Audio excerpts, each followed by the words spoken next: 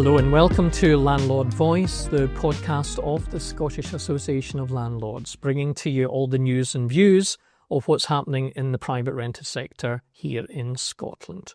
My name's John Blackwood. I'm the Chief Executive of the Scottish Association of Landlords, and as always, I'm joined by Alan Grant, who's our co-presenter here on Landlord Voice.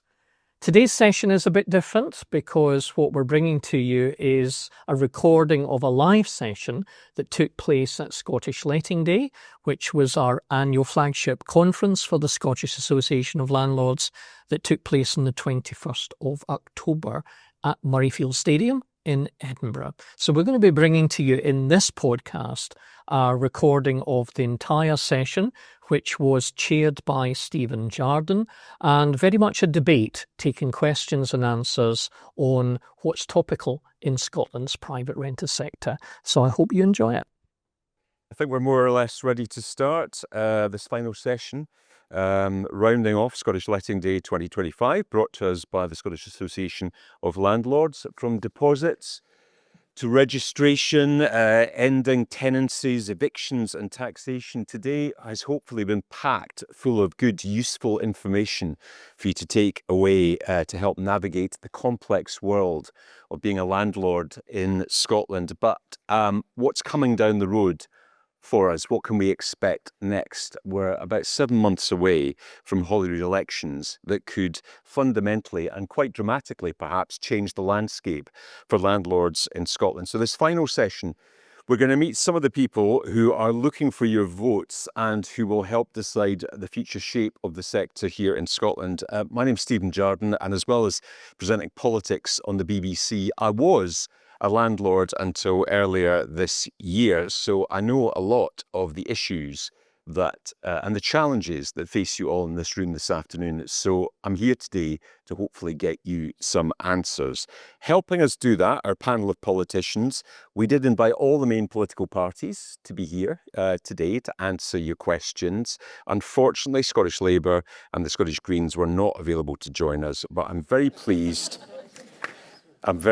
too soon. I'm very pleased that we do have with us from the SNP, Scotland's former Minister for Housing, Paul McLennan, MSP for East Lothian. From the Scottish Conservatives, Megan Gallagher, MSP, is the Scottish Conservatives spokesperson for housing and a member of the Local Government Housing and Planning Committee. From the Scottish Liberal Democrats, Councillor Pauline Flannery represents the Southside Newington ward on City of Edinburgh Council. Pauline also sits on the Housing, Homelessness and Fair Work Committee, as well as the Licensing Board. Ross Lambie is a Reform UK councillor for Clydesdale South in South Lanarkshire. And interestingly for us here this afternoon, Ross is a chartered architect with 18 years experience as a practice director specialising in residential projects, and he's a former lecturer in architecture as well. And John Blackwood, Chief Executive of the Scottish Association of Landlords, well known to you all, is our final panellist here today. I should say this session is being recorded here this afternoon. We'll get questions from you for the panel a little bit later on, but in case you're meant to be somewhere else or are with someone that you're not supposed to be with this afternoon, always better to say these things at the beginning. We don't have with us this afternoon Scotland's Cabinet Secretary for Housing, the new Cabinet Secretary, Mary McCallan. She's otherwise detained, but she did send us this video message. Let's take a look. I'm sorry that I'm not able to be with you today in person, but I do hope to see many of you soon. Like all of you here, I believe that the private rented sector is and must continue to be a vital and thriving part of Scotland's housing system. I'm grateful for the positive contribution that all of you make in providing much needed housing in communities right across Scotland. We all want to see a thriving private rented sector, one that works for both landlords and for tenants. The changes being made through the Housing Scotland Bill, which was passed by the Scottish Parliament last month, alongside my Housing Emergency Action Plan, these will help us to achieve this. As we all know, having a safe, warm and affordable place to call home is absolutely central to a life of dignity and of opportunity. I am determined that the Emergency Action Plan and the measures in the bill will deliver positive and lasting change. To achieve this, we need everybody from across the private and public sector to pull together and to be part of the change that's needed. The Housing Bill is transformational legislation that will ultimately help improve the lives of the people in Scotland. From transforming homelessness prevention, providing a framework to support the introduction of evidence-based rent controls where these are needed, bringing forward AWAB's law, which will support everybody to live in a warm, safe and secure home which is free from disrepair, improving how we support those experiencing domestic abuse, to strengthening rights to request to keep pets and to make certain changes to improve the renting experience. The introduction of AWAB's law is a priority for the Scottish Government. Subject to Parliament's agreement, the Scottish Government is committed to bringing the law into force, starting with damp and mould, in the rented sector from March 2026. I recognise that the social and private rented sectors are very different, and as part of the engagement on AWAB's law, we're looking to ensure that any timescales for both investigating and commencing repairs balance the needs of tenants and support landlords. So I would like to thank SAL for participating in the roundtables that took place last month on how we can implement AWAB's law in Scotland, and I would want to let you know that we're currently considering the outputs of those roundtables, and these will inform the next steps in the process. Turning to rent controls, I know there are differing views on the changes that have been brought forward, but I hope it's clear that we have listened to your concerns. I agree that the circumstances of individual landlords who may be impacted by rent control should be taken into account, and I have confirmed that I will progress the principle of allowing for rent increases above the rent cap in circumstances where the rent has been held consistently below market rent, or where there has been investment in improvements to the quality of the rented property. I'm very grateful to all of you who have provided input to the development of the measures in the Housing Bill. This engagement has been absolutely essential, and I want to see it continue as we develop the secondary legislation required to implement rent control and all of the other measures in the bill. I know that many of you will still have some concerns, but I want you to know that I'm committed to working with you, as well as with tenants and other stakeholders, as we implement the measures and we work to ensure they are workable and help deliver the outcomes and the positive change that every single one of us want to see. So with that, I just want to thank you again, apologise that I've not been able to be with you, but wish you every success for your event today, and I look forward to catching up with you soon. Right, we've got about 50 minutes for this final session here today, so we'll spend maybe 3/4 of that just talking through some of the key points that come out of that, and then throw it open to you, your questions. So have a think about what comes out of that you want answered here this afternoon. Paul McLennan, if I can start maybe with you. When you just look at what's piled up for people in this room, from rent controls through landlord registration, gas safety certificates, electrical installation certificates, Legionella certificates, rental property insurance, why should anyone become a private landlord in Scotland in 2025? I think there's a number of reasons, Stephen, and I'll come on to that. I think there's a couple of key things. I think for me, last year I sat in the audience, sat here in this position as a housing minister. I held scared and 4 stone lighter. I'm in a better position in my own position. But one of the key things I think in terms of that was working and liaising with John, and I think that was a really key part of that, and that's still the work that I think that the Cabinet Secretary has mentioned, that I came along there and said that a thriving private rent sector is incredibly important. And for me, it was all about achieving a balance. And we all know, whether it's as councillors or candidates or MSPs, that we get different pressures, whether that's people in the rented sector or people who are tenants or landlords. It's all about striking a balance. And I mentioned that last year, and I think that's an important thing. I think the key things for me then, when we were looking at the Housing Bill, was about striking a balance, and I talked about the work then with investors. I met with investors in the private rented sector. I met with investors in MMR and BTR, and I think that the Housing Bill achieved that, and I know we'll get different opinions in terms of that. I think there have been difficult times as well. There is no doubt that Brexit had an impact, for example, on construction inflation. Construction inflation last year increased by around about, a couple of years ago, increased by about 30%. So to build a house and build a property costs us 30% more. So that's obviously an issue in terms of how we look at the broader supply and demand issue, because obviously that's where rents can be impacted on in terms of that as well. So I think there is that proper balance. I think now we are seeing people beginning to invest back in Scotland, certainly through the BTR and MMR markets. I know people have told me that. I know that there's projects now moving forward in terms of that. There's still the secondary legislation to go through. But I think the point that the Cabinet Secretary made as well is that we do need a thriving private net sector. I was a councillor for 15 years. I was council leader in East Lothian, so I know the issues that face tenants and landlords in East Lothian. My background also as well was 20 years with the Bank of Scotland. So I was in corporate and business banking, so I understand the pressures of business as well. So I think just coming back, without going on too much, we do need a thriving private rented sector. I think now that we've got the housing bill, that has struck the balance.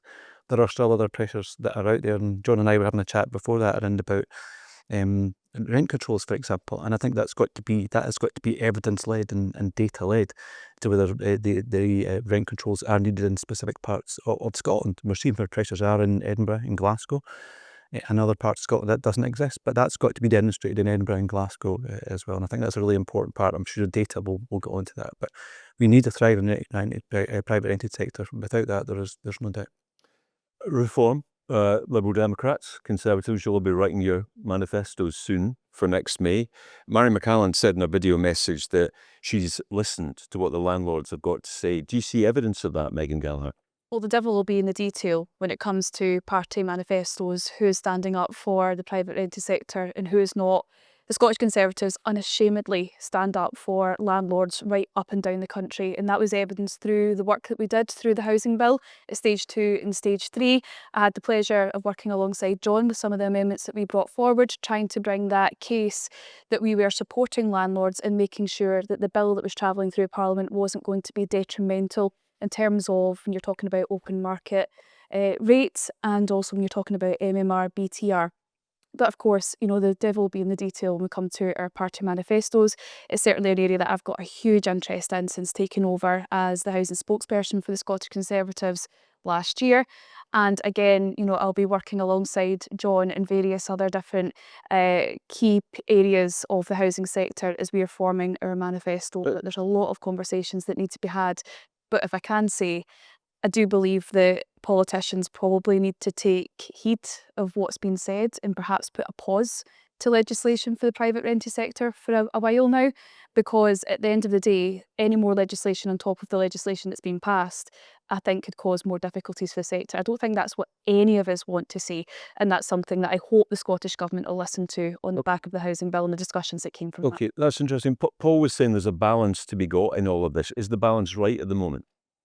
Well, I voted against the housing bill, and I voted against the housing bill because I don't believe that rent controls are right for Scotland. I think they're going to have unintended consequences. I think there could be instances where you're still going to see rent increases. Of course, rent controls are meant to do the opposite of that.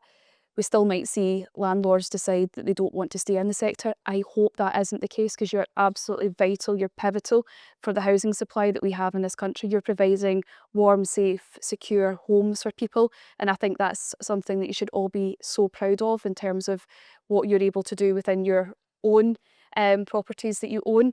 But again, when you're looking at the balance, no, I don't think the balance is right. But again, through the consultations that still need to be had, again, the housing bill, for all of its faults, which I think were identified through the processes, one of the positives that have come out of it's that data collection.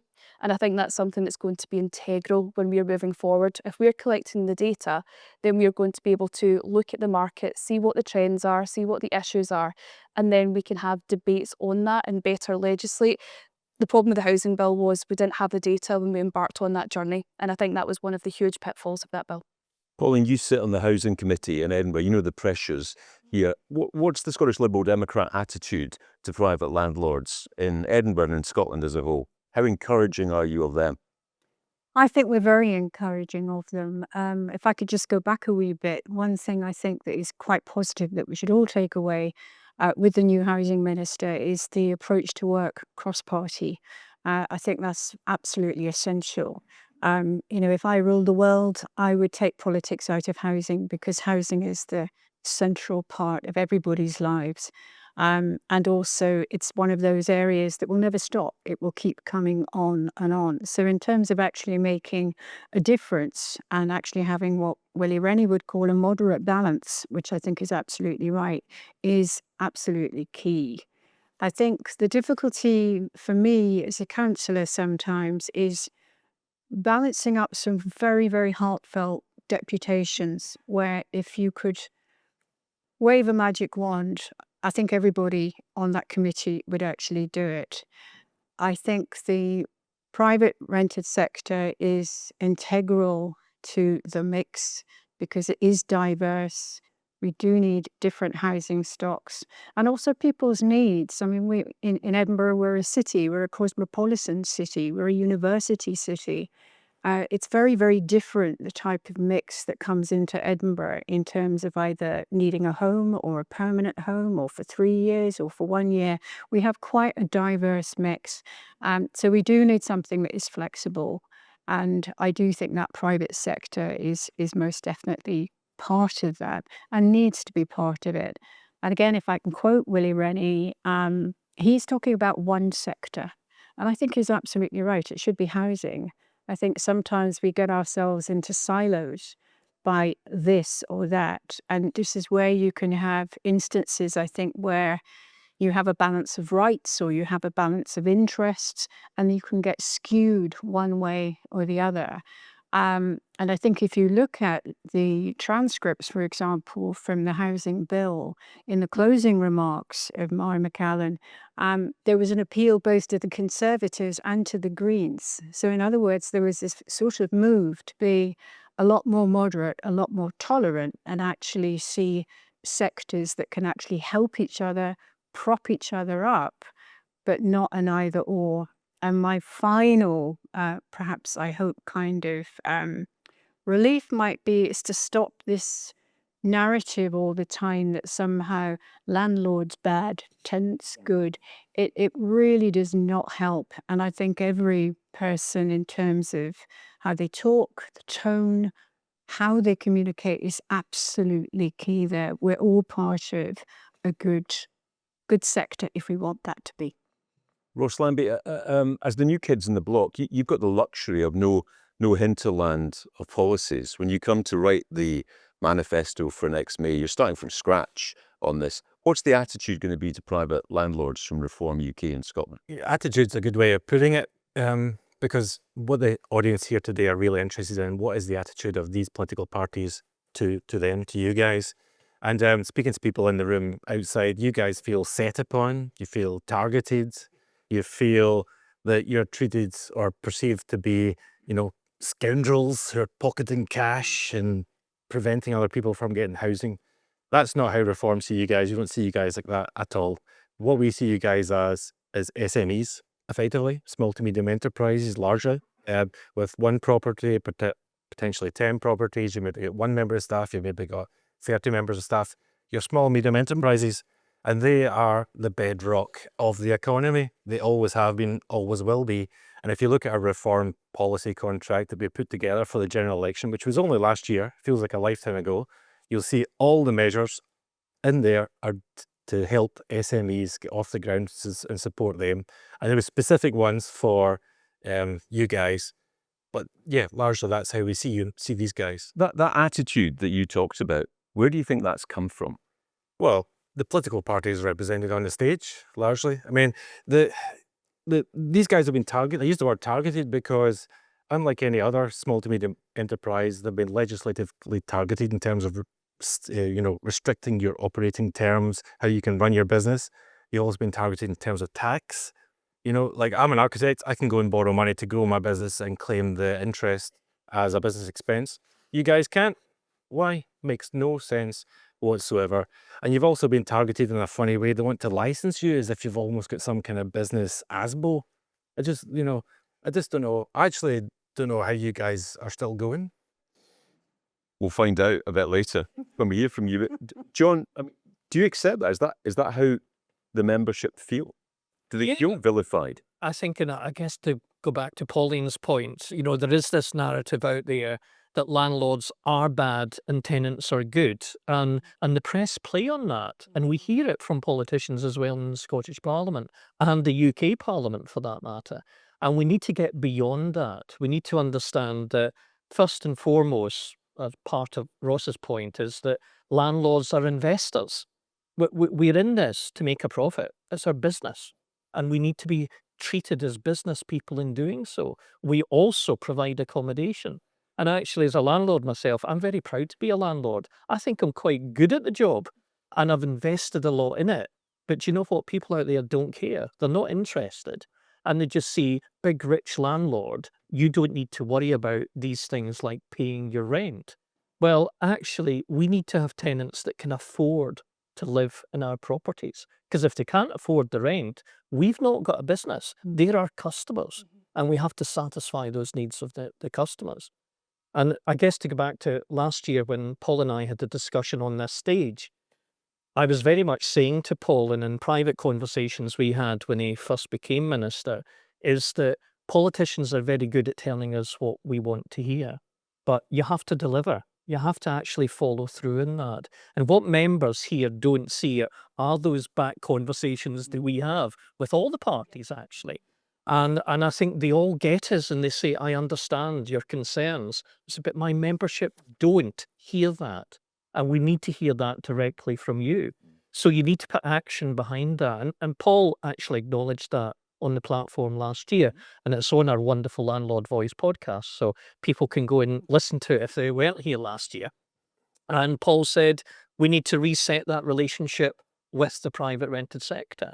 And as a result of that, at stage 2, the SNP did bring forward an amendment which helped when it came to the rent caps that the Greens were proposing, of course, that would be set potentially at 0. There would be no increase at all for potentially 5 years. And that now can be set at CPI plus 1. Now, we would like it to be better than that, but that's a balanced approach.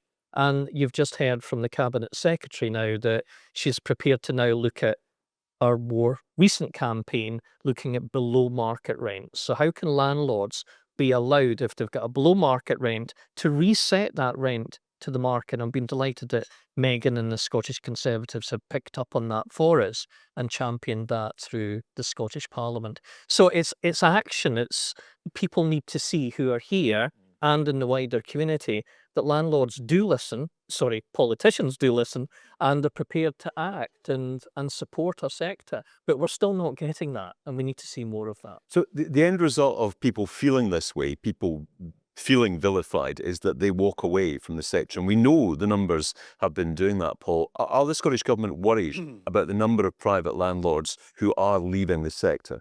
Yeah, of course. I mean, I said last year I want to see a thriving private ed sector, and I still do. That's still very much my intention and that of the Scottish Government. I think we've probably seen, and John and I have had a chat about this, around about possibly some consolidation. Probably some larger landlords have picked up some of the properties. In terms of this, there's always discussion around about the actual figures that come behind that, and I think there's usually a lag time. So I think that's important in terms of that. But I think picking up the point that was mentioned about language, I think that's incredibly important. And I think, to be fair, and Green colleagues aren't here, most of that language in housing building, I think we'll all see that came from the Greens, and I think the Cabinet Secretary that said that on a couple of occasions, he didn't find that helpful. I didn't find what the Greens were saying helpful at that particular time in terms of that, because You could be in a coalition with them again in 12 months. that'll be up to the electors first and foremost to vote for in May. That'll be up to the First Minister and whoever's at that particular point. And I've said it, and I'll say it here again, I don't think that language was helpful at all. And we do have a responsibility on all of us to do that. I think in terms of where we came from last year, and John had said that, we had discussions around about below market rents, which were incredibly important, and stressed about that, and also in improvements. And I'm glad that the Cabinet Secretary has indicated that there will be work carried out, and that's working. And Megan and I work together, Willie Rennie and I work together on the housing bill in terms of that as well. So I think that in some ways, it's trying to move the politics a bit and actually acknowledge where the issues are and what we need to do to work with it. But I think the language certainly needs to be tempered. The PRS sector is an incredibly important sector. I know it in my own constituency. We see it in Edinburgh, we see it in different parts of Scotland. The language has to be tempered in terms of that. But we do recognise if we are going to solve the housing crisis, that the PRS sector is an incredibly important part, and without it, we won't be able to do it. Simple as that. You've talked about no more regulation, Megan, to try and stop the move away from people from the sector. But what would you do to actually get people back into the sector, private landlords moving back in? I think actually showing through the confidence of it's not just going to be knee-jerk legislation could create that confidence again, because unfortunately, going back to the housing bill, there was a lot of issues contained within the housing bill itself that hadn't been consulted on, the exemptions to rent controls being one of those areas. Now, the consultation shouldn't have happened between stage 2 and stage 3 of that bill. The consultation for exemptions and rent controls should have happened even before we debated the bill at stage 1, because it would have given a clear travel of direction to the sector, and it would allow people to therefore see how that road was going to travel. Again, the amendment that was brought forward at stage 2, again, very helpful. But if we just had a little bit more reassurance again at stage 1, I think that could have calmed the sector down a lot. So I hope that these have been, learning curves for the Scottish Government in terms of how legislation has progressed. But again, we might be embarking on a heat and buildings bill, and we know that there's already targets that have been set for landlords to be EPC compliant through these new regulations that would be brought through in that bill. And again, you're kind of thinking to yourself, should we have a pause? Should we actually just reflect a little bit, have, opportunities for the sector to recover, have the discussions with the landlords directly through Association of Landlords and other various stakeholders who are key to the private rented sector. I think that would go a long way to restoring that confidence. I just believe that legislation on top of legislation has caused a lot of upset in the market. And again, Paul touched on the housing emergency. That's not a myth, it's a reality. As we know, the supply completely outweighs the demand in this country. We need to make sure that we're growing all areas of the housing market. That includes the private rented sector. I actually want to see more people, particularly young people, take on responsibilities of being a landlord. That's something that should be, quite natural in terms of, a natural reaction to people perhaps leaving the market and then people coming into it.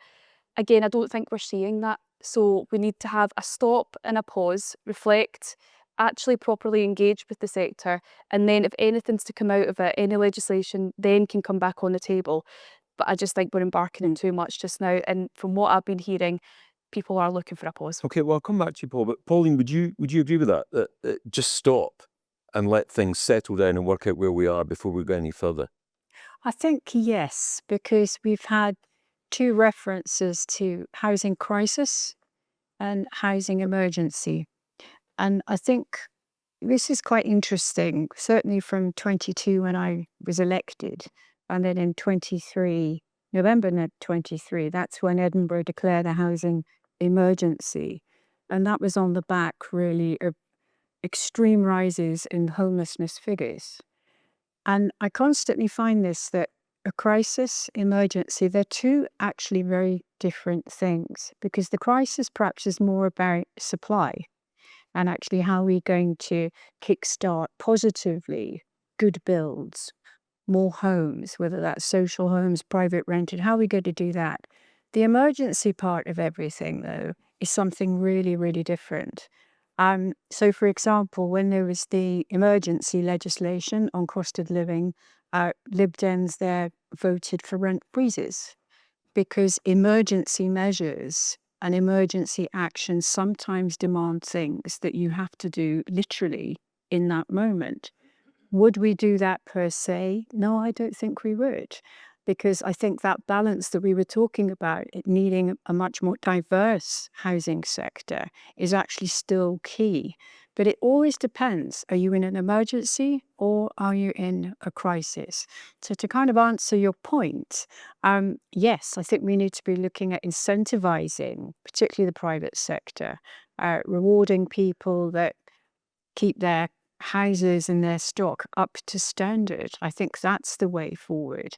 I think, if I can bear say without sounding too grandiose, what you're doing here now, this is a brilliant start, because you have this, you've got 45 stallholders, I believe, that are here. It intersects with advocacy, it intersects with materials, it intersects with training. And I think your training element is really innovative. I think that's really new. So in other words, you grow from here. But in terms of emergency, crisis, we still need to be very clear about what are we actually dealing with both of those things. Ross, how do we stop private landlords leaving, and how do we get those that have left maybe to come back, and how do we find new people prepared to do it given the current mood? Yeah, well, I mean, ditching all the legislation in the last 15 years would just be a start. I think any legislation politician has introduced in the last 15 years into the housing market's made it worse rather than better. I can't think of a single example that's improved the situation. I think we're in danger today of just focusing in on the letting part of the housing market. It's obviously, that's the retail end of a large industry, the housing industry, which unfortunately is broken nose to tail. We start at the very beginning, planning, MPF4, terrible planning policy, basically prevented any housing getting built outside settlement boundaries. Then you've got the fact the SNP government's abandoned developing permitted development rights. If you look at the rest of the UK, you can adapt and extend a property, make it fit for purpose a lot faster, 21 days rather than 6 months in planning. Then the construction industry, I mean, their supply chain is now so expensive. Sometimes if they had the land for free, they still can't build a house and make money. And I've been to, there's only one brick factory left in the whole of Scotland. I went to visit them. There's only one. So we're now imported, because of the energy costs, they have to bake the bricks. The clay's in the field down the road, but they have to bake the bricks. And that's why there's now only one brick factory in the whole of Scotland. So we're now importing the most basic building blocks of society. No, not a high commodity item. We're importing that. And so we're importing, our windows from Germany and everything. So we can make all this stuff here, but we're not. We're just not doing it. It's been and it's down, like we say, it's down to net zero because we've got the highest industrial energy costs in the world, and it's killing off our homegrown industry, and our supply chain is now shot. So the construction industry is struggling with that. And then you get to the retail end of the spectrum, which you guys are in. You guys are suffering with punitive tax regimes. So nose to tail, the whole industry is struggling, and we can't fix one piece of it without addressing all of it. Okay, so he wants to tear the whole thing down and set it on fire. These two want to stop it going any further at the moment. What are you going to do? I think there's two things. First of all, picking up the point that Ross mentioned, and I have to take a point with you in terms of what you said there. Construction inflation jumped by about 30% about 2 years ago. Part of that, and actually speaking to the construction sector, meeting after meeting, month after month, the cost was Brexit, and it was labour costs. Now, we were told that the Brexit doesn't affect the price of things in your own country. I gave you the decency to let you speak. The costs were through labour costs as well. There are labour shortages in Scotland. That's not going to happen. It didn't happen under Brexit, and it didn't. 0.8 million Boris wave. Ross, I gave the decency to let you speak. I can do the same for myself. Labour costs were the biggest part of that. I spoke to lots of construction companies in terms of that. The labour that came in that wasn't allowed then to come back into that. Under your regulations in terms of what you're trying to push for, there are labour shortages right across Scotland. The policies that Reform are going to have, there is them, whether you shake your head or not, there are labour shortages, are going to make it worse. To acknowledge the point, I think that Megan mentioned, and this is about to come back to the point that it was listened to, mentioned about obviously at stage one. It wouldn't have been the approach I would have taken at stage one, and I think I made that very clear. When I took over as Housing Minister then, I know we needed to change the policies in terms of that, hence why we looked at CPI +1, which I think was a really important point. And that was after speaking to investors. We talked around about the exemptions, the BTR and MMR. I met 25 investors down in London on a couple of occasions and talked about that. None of them were going to invest in Scotland at that particular point. So I know I needed to change that in terms of that. We spoke to John, obviously, in terms of looking at the below market rent, and I think which was incredibly important, as well as it costs around about improvement. So we've listened to in terms of that. There is still work to be done. There's no doubt around about that. I also brought together investors in the Housing Investment Task Force, which was a report which was produced with the likes of input from Phoenix Group, from Legal and General, from the Scottish Federation of Housing Associations, from private developers themselves, in terms of about how do we make Scotland more investable in terms of that. So there's a recommendation which came through, which had been written by the developers, the people involved in the sector itself, and that was recommended in full. So there's still work to be done in that. But I think to say that we haven't listened is not a case I've demonstrated where I did listen to. I'd like to ask you who you think is responsible for Brexit, but we've only got 22 minutes left. Yes, Megan. I think we will need to agree to disagree on that one. I certainly would have went out to consultation so people knew what they were doing before we went into stage one. But I acknowledge that, Megan. I acknowledge that in terms of where I took over. Things differently. But again, the SNP weren't the architects per se of this bill. This came from a green minister and there's no Green person representative here to actually defend their record of bringing forward this bill, which I find absolutely shocking. But anyways, we are where we are. But again, this goes back to the coalition. And again, I'm concerned that if the SNP did have to go back into a coalition with the Scottish Greens at any point, that more of this type of legislation would come down the track. I mean, there's got to be a point where someone somewhere says enough is enough. Right. And I think that's where we need to get to. And I hope that, again, the Scottish Government, for the rest of the time before we go into the election, are listening. Because again, we can't go on the way that we have gone on. Terrible pieces of legislation coming down the track. And then it comes to the sector itself having to really shake up the politicians to get their act together to fix the problems in the bill. It shouldn't be for the sector to do that. We should really have our eyes on the ball when it comes to... Okay, John, does that worry you as well? Yeah, I think it does. And I guess, what Paul is saying is quite right. And I think the relationship we have built has been very good and very strong and still pertinent to what's happening today. But if we go back to the cooperation agreement with the Greens, that was disastrous for a number of reasons, I think. But for us in our sector, we went from a position of working quite closely with the politicians at the time in government and the civil service to suddenly it was just, we're not interested in you. We don't want a private rented sector. I had an MSP who turned around to me and said, you do know what you do, John, is immoral. Now that's what we're up against. And you just think, really?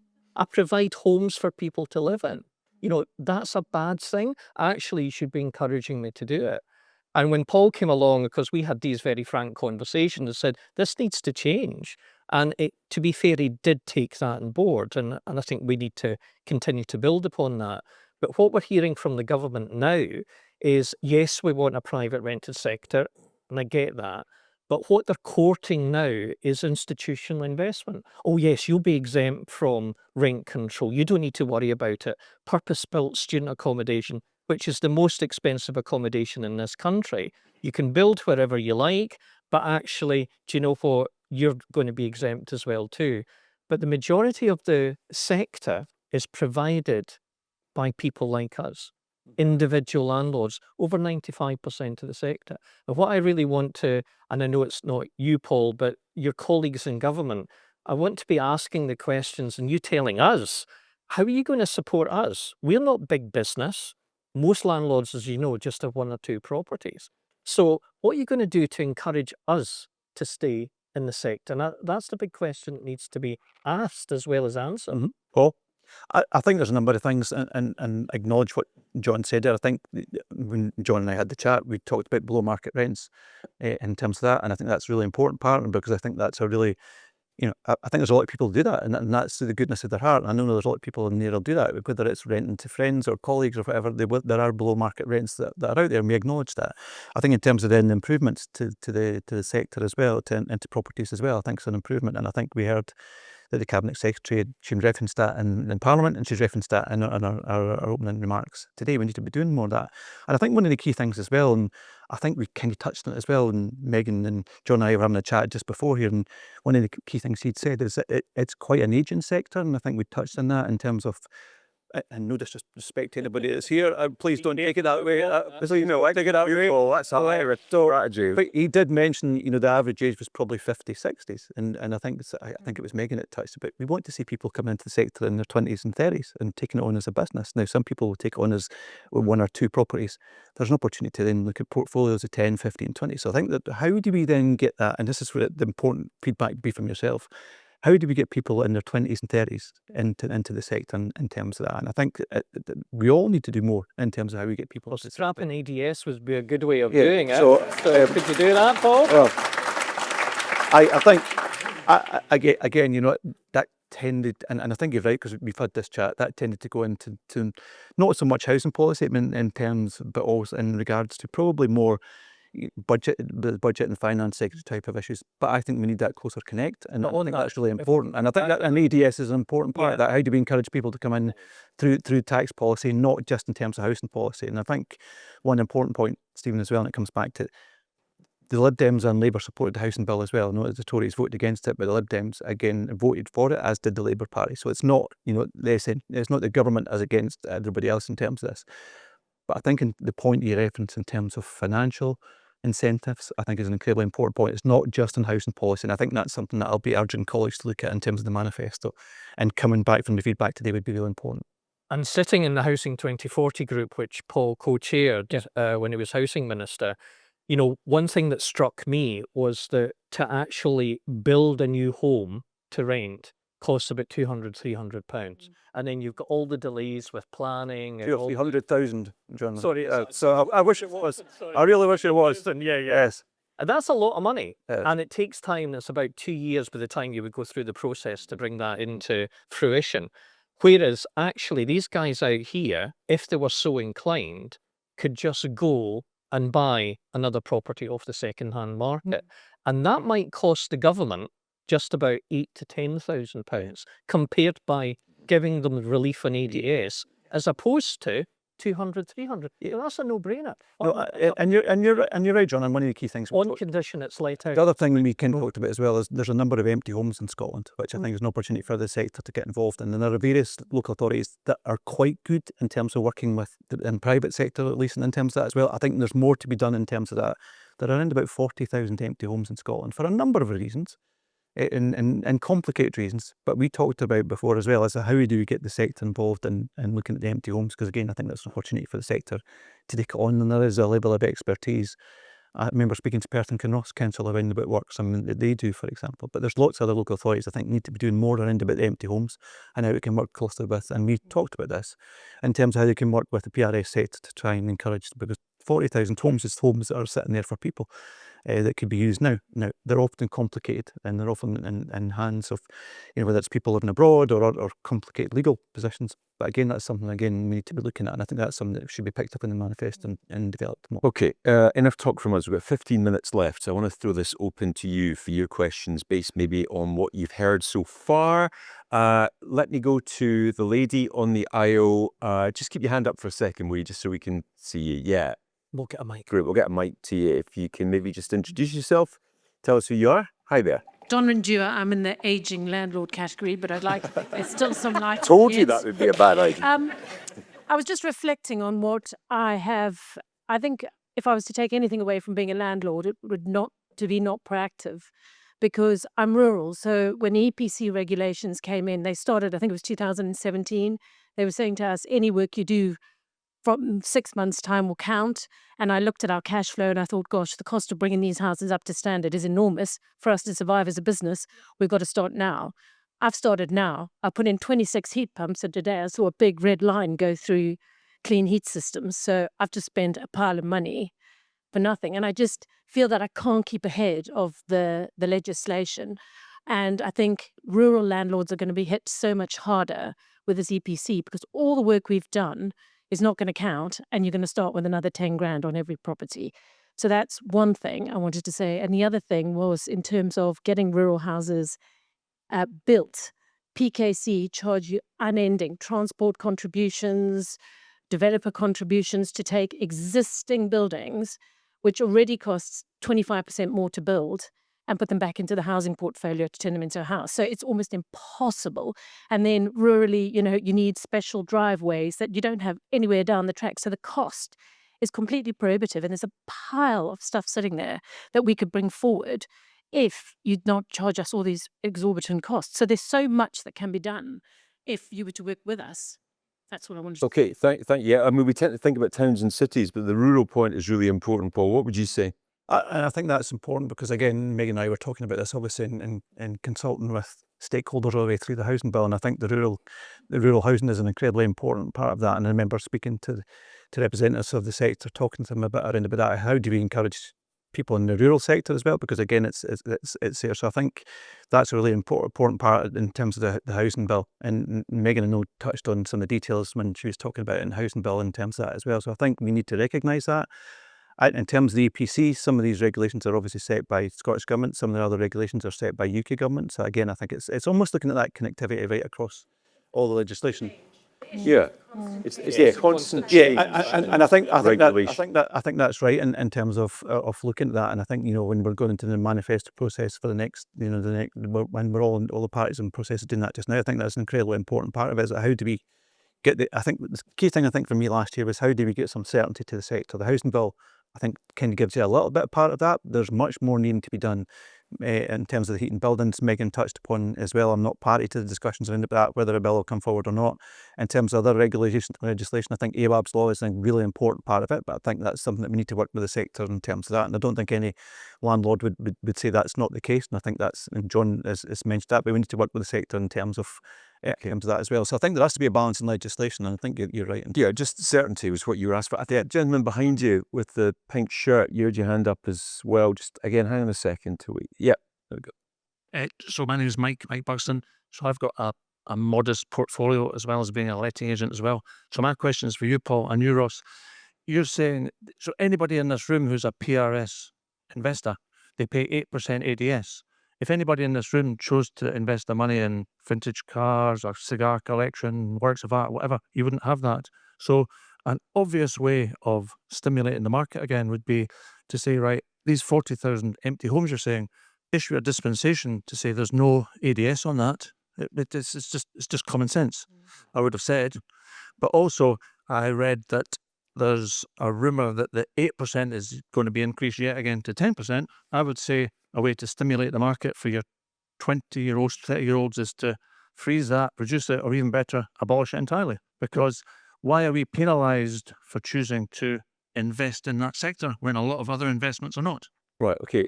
Paul, have a second to think about that. Ross, what would you say? Just on the first... Because it goes back to your point, Ross, about, this sector of this is penalised. Yeah, just on the First Lady's comments about the impact on the renewable tech on house owners. The government are effectively, they've got this virtue signalling target on net zero. They don't have the money to spend to do it, so they're actually pushing that cost down onto homeowners and landlords, making you put in these tech. Now, we've been through the building control regulations, and we reckon there's about £15,000 there of additional cost to construct a new house purely to meet net zero and carbon reduction things. And a lot of them, they've got a lifetime returns of 20 years, etc. They don't stack up really to common sense. So I've got a heat pump, worst thing I ever did. So, and then the gentleman at the back, like I said at the beginning, SMEs like yourselves are the bedrock of the economy. And look, this country's economy is catatonic, has been since 2008, has not grown in any real terms above inflation since then. And the only way to get that to happen is to get the SMEs going. And so, reform strategy, and we take a lot of stick for it, is we propose cuts, big boy cuts, to things. I'm sorry we can't afford the net zero stuff, £30 billion a year. I'm sorry they can't afford to give benefits to foreign nationals. I'm sorry, the money's just run out. And we take a lot of stick for it, and we take it, but what we're doing is we're building up a war chest, basically, because we've got one shot to get this country back going, and that's to resuscitate the SMEs, the base economy of this country, and everything in our reform contract policy was targeted at that, including taking away the punitive taxes against you guys. We also had lifting up a $100,000 corporation tax zero rated threshold, so you don't pay corporation tax till you go above that. We raised the VAT threshold to £150,000 as well, because you're actually just spending money on accountants. There's too many accountants in the world, they're in here. But so. And a lot of these things, there's Laffer curves will prove that this will work, and we're proposing a staircasing down of corporation tax once you get above the £100,000. So we're taking all this pain on the public, and we're taking all the flack in the media. We're building up that war chest to do these things because we think that's the last chance of getting this country off of its knees. Well, you're getting a lot of scrutiny, and you'll get even more scrutiny before the election next year. And it's quite right, you should, with these new policies. Paul, what would you say in answer to those questions? I think in terms of ADS, and I think in terms of that, I think when we're looking at housing policy, it has to be looked in terms of, not just in terms of the housing policy itself, because I talked about uncertainty point of view coming through the rent controls. I think in terms of looking for incentives, I think that's important, and I think that's certainly something I'll be speaking to colleagues around about. That is about ADS and how do we incentivise people. For example, around about the empty homes, there's 40,000 empty homes that could be reduced quite quickly. So I think I acknowledge the point you're making in terms of that. I think that's incredibly important. Coming back to the point that Ross mentioned, the biggest impact we've had on economic growth in the last 10 years has been Brexit, which you are still continuing to support in terms of that. So there's no getting away from that. Any report that talks about that is Brexit. there is every business is being impacted in Scotland. Try and find a business that says that Brexit has been helpful for it. Not one. And in terms of what reform are proposing, it is going to impact and hit economic growth because your policies haven't been under any scrutiny. And when they will do, I think we'll see that. If you're going to cut let's drill into it in the housing industry then. So how has Brexit affected the planning policies that are stymieing construction? How has Brexit affected brick manufacturers in Scotland? We don't want to import our supply chain from Europe. We want to make it here. The energy policies from the SNP and Labour and their pals, Lord Dems. This is fascinating, but there'll be much more of this on debate night every week between now and next May. So let's not waste the time that we've got with these good people here on the detail of Brexit. Let's get down to their considerations. I'll try and get through 3 questions for the end. Yes. Florence Kennedy, ageing and also exiting landlord. I think we would all feel an awful lot better if we weren't targeted with legislation ahead of the owner-occupiers. We spent thousands wiring up our smoke alarms 15 years ago, and 10 years later, your owner-occupier went out and bought wireless stuff for a couple of £100. And am I right in saying the new EPC stuff is aimed at us first? Yes. We'd feel better if everybody had to do it all at the same time. Right. Can I just say just one thing quickly is on the way here today, out of interest, I looked up when the first ever rental agreement was found in history. 2,200 years ago, there's a Roman rental agreement. You can see all the terms and conditions. And guess what? It had none of all this legislation that you guys are facing today. And there's a need way back then for housing of this type to be provided. It still is required today. And I just don't understand why you've been targeted. Your Latin must be good.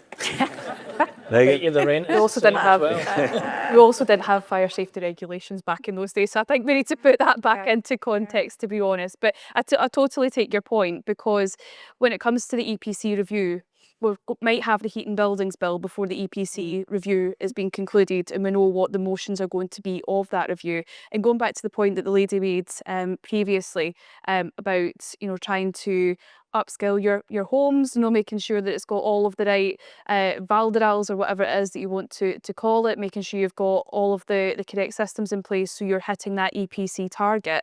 It's going to cost you thousands and thousands of pounds. We know that heat pumps are about £14,000, but see if you happen to be in a rural area, my goodness, you can double that. And that's the least of your worries.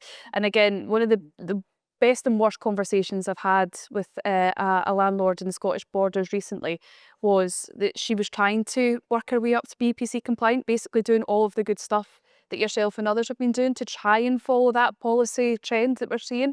And she was told that the only way that her property could be EPC compliant would be if she stuck a wind turbine out in the front of her garden. I mean, how ridiculous is that? So, this is what we're dealing with on a day-to-day basis. So I don't think landlords should go first for everything. I think you're absolutely bang on the money with that. Everyone should be at the same time. Landlords shouldn't be the guinea pigs when it comes to legislation. I think that needs to stop, and I hope the Scottish Government and Paul will take that on board. But again, this is the chance to have that change at the election next year, because hopefully, if there is a different government, then there might be different ways of doing things. So that's why, it is important that we're having these discussions today, because I think maybe some people will go away feeling differently in terms of where we are just now and where we could be if different parties. Yeah, okay, we've got time for one more, I think. Chap in the front row with a beard. Yeah, on you go. Yeah, Jordan Robb, property investor, probably at the younger end of the spectrum. The sort of encouragement shown in the housing bill is probably more towards tenants. Obviously, we probably need more supply from investors. What would you say the housing bill or the government in general is doing to help encourage landlords to obviously provide more supply? Paul, I think I talked about coming back to the discussions with John in terms of that. I think if it's investment, for example, into below market rents, I think that's an important part of it. The investment into the sector, I think is that. I think more broadly, I think it's in terms of the narrative is incredibly important, and I think that's one of the key things that I took away. Not took away. One of the key things when I first met John, and John referenced this, is the narrative around about the sector, and I think that's changed. I think either that has changed within the Parliament. There are still colleagues in the Parliament who I don't think used the terminology that was right at the time, and that was Green colleagues at the time. And I think everybody else, in terms of who took part in that debate, whether it's SNP, Lib Dem, Labour and Conservatives, were supportive of the sector. And I think that very much come through. So I think the narrative's a really important part of it as well. Again, it has to be more than just a narrative. I think we've made steps forward in terms of where the housing bill went, in terms of the exemptions, in terms of the below market rent discussions that are going on. We then have to take that home in terms of what happens in the manifesto. And I think there is more we need to do as a government, and hopefully as a government after that, in terms of how do we get people into the sector. And I'm not going to mention the age again, sorry, I shouldn't have mentioned that at the start, but I think that narrative is incredibly important. I think that narrative's changed. There is still much more work to be done. Right, neatly, we've got 2 minutes left, so 30 seconds each. Why should the people in this room vote for your party next May? Ross Lambie. Well, unlike everyone else on the stage today, I'm admitting the state of affairs that currently we're in. And, under the SNP's government, the housing supply has been down as low as 15,000 a year, which is the lowest since 1947. So that's the base, that's the floor we're currently at. And Reform are the only ones pointing out the obvious, and we're the only ones with the guts to make the painful savings that we need to make and inject that cash into the bedrock of our economy, which you guys are a key part of. Pauline? Realism, in one word. You need a realistic view of what's happening now, how we got here, and where we're going to get out. And that needs a balanced and moderated, I think, approach. And that means everybody in the sector, not just one or the other. And I'd just like to really answer your point. You shouldn't be the guinea pigs. I think with a councillor hat on, and I think where does that leave the council? We are landlords. We are owner-occupiers.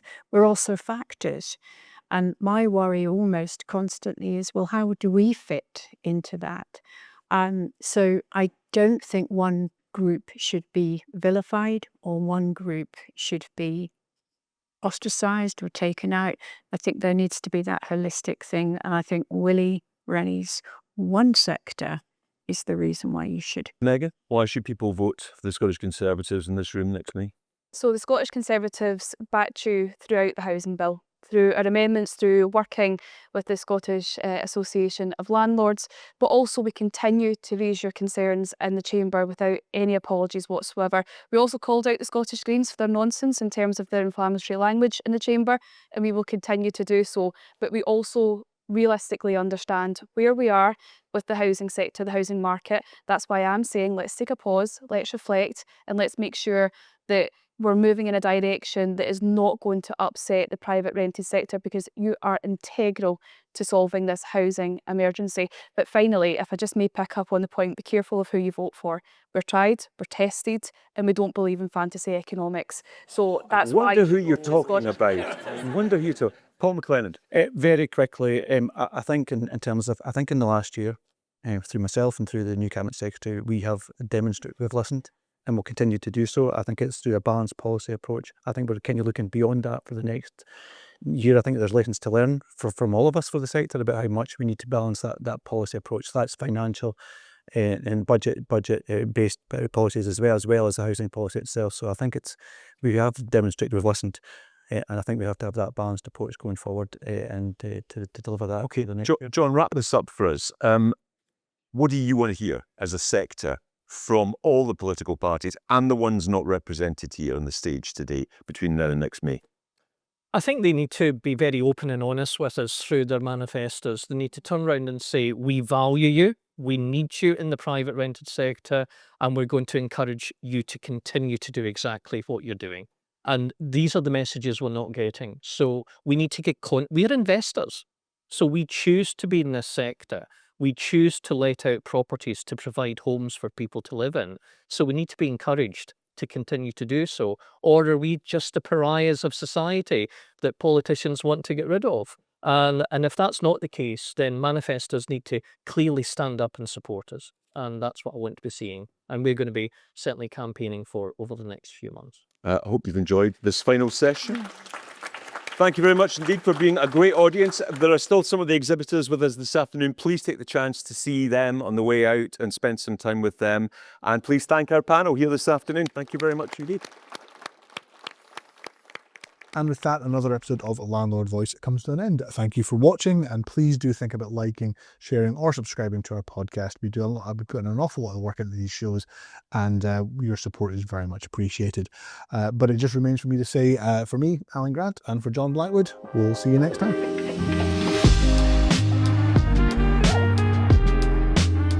Landlord Voice is a podcast by the Scottish Association of Landlords, produced in partnership with Alan Grant Communications and Mallard Productions. All footage and music was used with permission. Questions, comments, suggestions, or other feedback should be sent to alan@alangrantcommunications.com.